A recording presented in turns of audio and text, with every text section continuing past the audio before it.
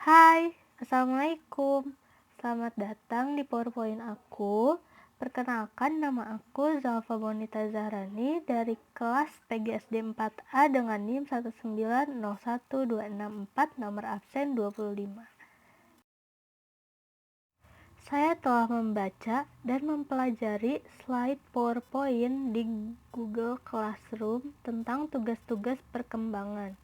Untuk itu, saya akan memperdalam tugas perkembangan rumusan dari teori Erik Erikson. Oke, kita langsung aja ke pembahasan yang pertama, yaitu ada kepercayaan dan kecurigaan. Di mana tahap ini berlangsung pada masa oral, kira-kira terjadi pada umur 0 sampai 1 atau 1,5 tahun.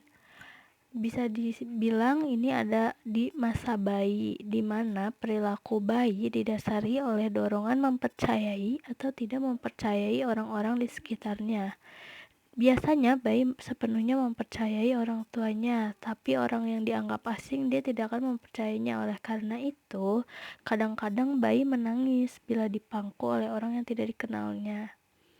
Nah, tugas yang harus dijalani pada tahap ini adalah menumbuhkan dan mengembangkan kepercayaan tanpa harus menekankan kemampuan untuk hadirnya suatu ketidakpercayaan, di mana kepercayaan ini akan terbina dengan baik apabila dorongan oralis pada bayi terpuaskan, misalnya untuk tidur dengan tenang, menyantap makanan dengan nyaman dan tepat waktu, serta dapat membuang kotoran dengan sepuasnya. Oleh sebab itu, pada tahap ini, ibu memiliki peran yang secara kualitatif sangat menentukan perkembangan kepribadian anaknya yang masih kecil. Oke, kita lanjut ke pembahasan yang kedua. Di sini ada otonomi dan perasaan malu-malu dan ragu-ragu. Di mana pada masa ini biasanya disebut masa balita yang berlangsung mulai dari usia 18 bulan sampai 3 atau 4 tahun. Di mana pada masa ini sampai batas-batas tertentu anak sudah bisa berdiri sendiri. Dalam arti kayak duduk, berdiri, jalan, main, minum, dan segala macam aktivitas apapun tanpa ditolong oleh orang tuanya. Tapi di pihak lain, dia telah mulai memiliki rasa malu dan keraguan dalam berbuat, sehingga seringkali minta pertolongan atau persetujuan dari orang tuanya. Nah, tugas yang harus diselesaikan pada masa ini adalah kemandirian atau bisa dibilang otonomi, sekaligus dapat memperkecil perasaan malu dan ragu-ragu. Apabila dalam menjalin suatu relasi antara anak dan orang tuanya terdapat suatu sikap atau tindakan yang baik, maka menghasilkan suatu kemandirian. Namun sebaliknya, jika orang tua dalam mengasuh anak yang bersikap salah, maka anak dalam perkembangannya akan mengalami sikap malu dan ragu-ragu. Dengan kata lain, ketika orang tua dalam mengasuh anaknya sangat memperhatikan anaknya dalam aspek apapun, misalnya mengizinkan seseorang yang menginjak usia balita untuk dapat mengeksplorasi dan mengubah lingkungannya, anak tersebut akan bisa mengembangkan rasa mandiri atau ketergantungannya.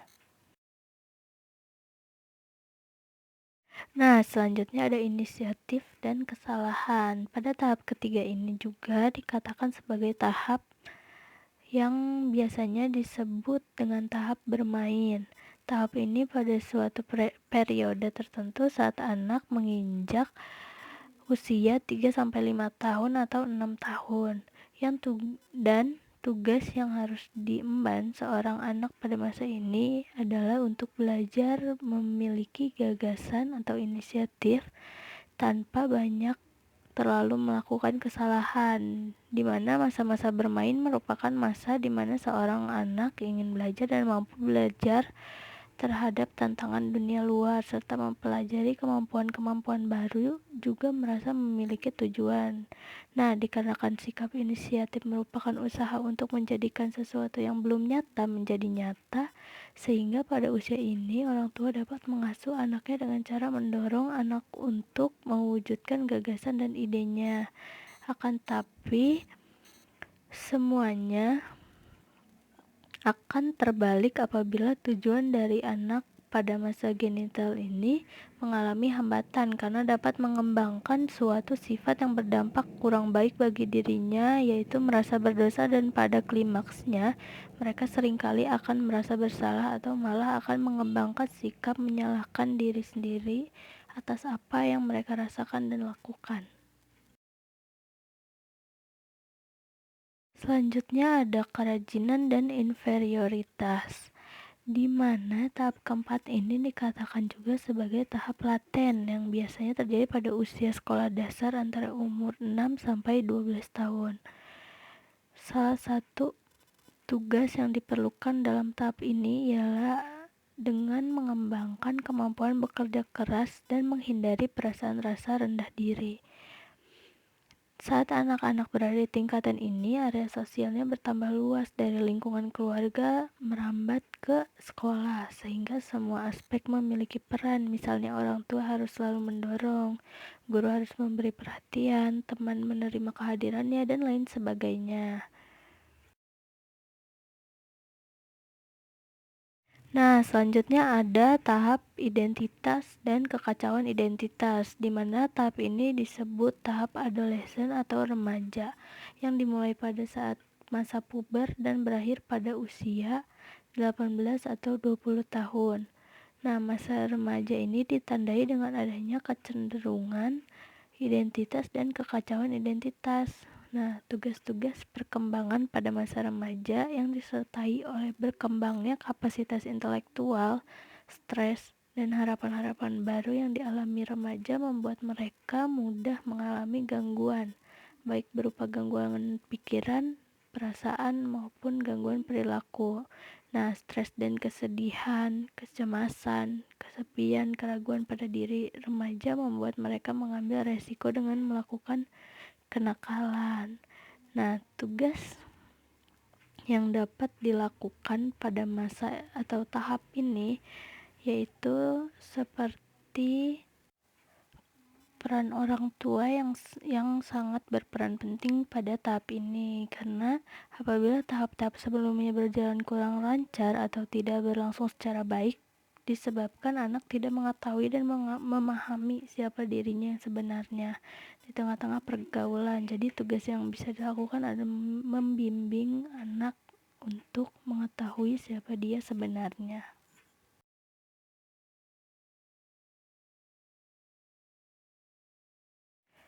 Nah, selanjutnya kita akan membahas mengenai keintiman dan isolasi, di mana pada masa ini bisa disebut dengan pada masa dewasa awal yang berusia sekitar 20 sampai 30 tahun, di mana ditandai dengan adanya kecenderungan keintiman dan isolasi. Kalau pada masa sebelumnya individu memiliki ikatan yang kuat dengan kelompok sebaya, namun pada masa ini ikatan kelompok sudah mulai meronggar.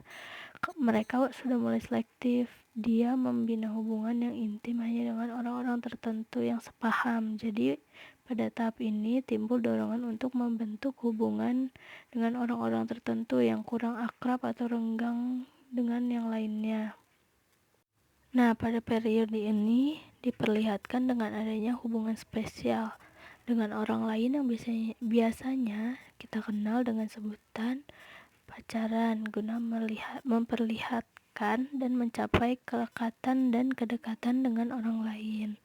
Nah, tugas perkembangan pada masa dewasa awal adalah membentuk hubungan akrab yang lebih intim dengan orang lain, menerima dan bertanggung jawab mengenai kehidupannya. Selanjutnya ada generativitas dan stagnasi, di mana ini bisa disebut dengan masa dewasa tengah. yang biasanya orang-orang yang berusia 30-60 tahun. Nah, masa dewasa ini ditandai dengan adanya kecenderungan generativitas dan stagnasi. Sesuai dengan namanya, pada masa dewasa, pada tahap ini individu telah mencapai puncak dari perkembangan segala kemampuannya. Nah, pengetahuan cukup luas, kecakapan yang banyak, sehingga perkembangan individu sangat pesat. Meskipun pengetahuan dan kecakapan individu sangat luas, tapi dia tidak mungkin dapat menguasai segala macam ilmu dan kecakapan, sehingga tetap pengetahuan dan kecakapannya terbatas. Nah, apabila pada tahap pertama sampai yang tahap ke-6 terdapat tugas untuk dicapai, demikian pula pada tahap ini salah satu tugas untuk dicapai yaitu mengabdikan diri guna keseimbangan antara sifat melahirkan sesuatu atau generativitas dengan tidak berbuat apa-apa atau stagnasi. Nah, generativitas adalah perluasan cinta ke masa depan. Sifat ini adalah kepedulian terhadap generasi yang akan datang. Melalui generativitas akan dapat dicerminkan sikap memperdulikan orang lain. Nah, pemahaman ini sangat jauh berbeda dengan kata stagnasi, yaitu pemujaan terhadap diri sendiri. Yang sikap yang dapat digambarkan dalam stagnasi ini adalah tidak peduli terhadap siapapun.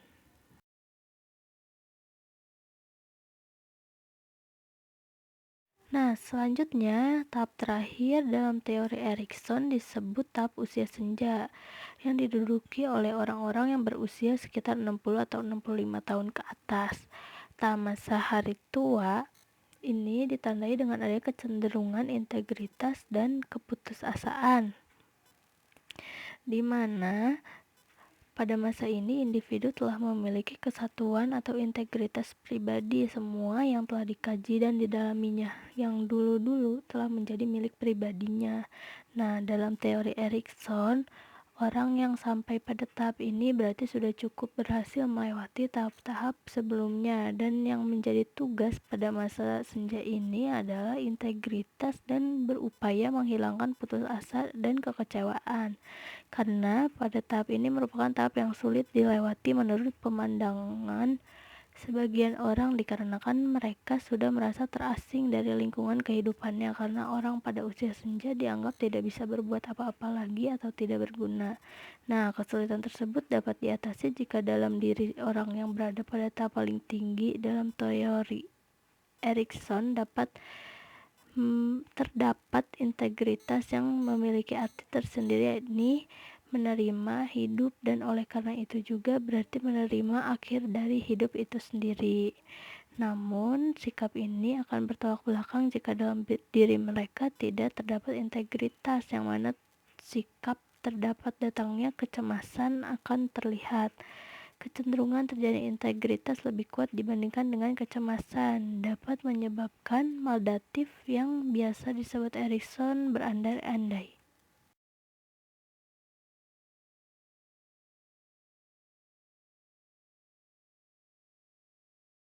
Nah, gitu aja teman-teman yang bisa saya sampaikan. Kurang lebihnya mohon maaf. Atas ketidaknyamanannya mohon maaf. Terima kasih. Wassalamualaikum warahmatullahi wabarakatuh.